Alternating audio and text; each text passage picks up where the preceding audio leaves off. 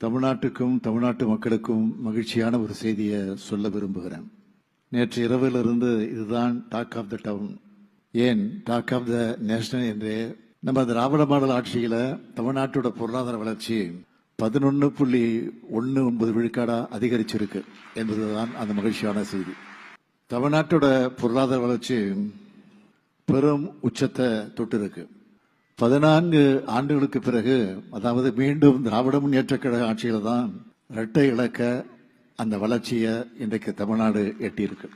இத நாம சொல்லல, ஒன்றிய அரசினுடைய புள்ளியியல் மற்றும் திட்ட அமலாக்க அமைச்சகத்தோட திருத்தப்பட்ட மதிப்புகளின்படி 2024-25 ஆண்டுல தமிழ்நாடு 11.19 விழுக்காடு வளர்ச்சியை பெற்றிருக்குன்னு பதிவு செஞ்சிருக்கிறாங்க. இந்த ஆண்டு தொடக்கத்தில் தமிழ்நாடு நிதிநிலை அறிக்கை தாக்கல் செஞ்சப்போ நாம் கணிச்சதை விட இது கிட்டத்தட்ட 2.2 விழுக்காடு அதிகம்.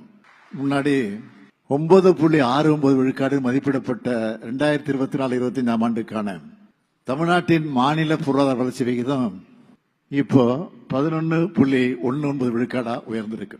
இதுக்கு முன்ன 2010-11 ஆண்டு நிதியாண்டுல நம்முடைய முத்தமிழறிஞர் தலைவர் கலைஞர் ஆட்சியில தான் தமிழ்நாட்டுடைய பொருளாதார வளர்ச்சி 13.12 விழுக்காடா இருந்துச்சு. 14 ஆண்டுகளுக்கு பிறகு மீண்டும் கழக ஆட்சியில இரட்டை இலக்க பொருளாதார வளர்ச்சியை தமிழ்நாடு எட்டியிருக்கு. இந்தியாவிலேயே மிக விரைவா வளர்ற பொருளாதாரமா தமிழ்நாடு திகழுது. இது வேற எந்த பெரிய மாநிலம் பெறாத மாபெரும் வளர்ச்சி.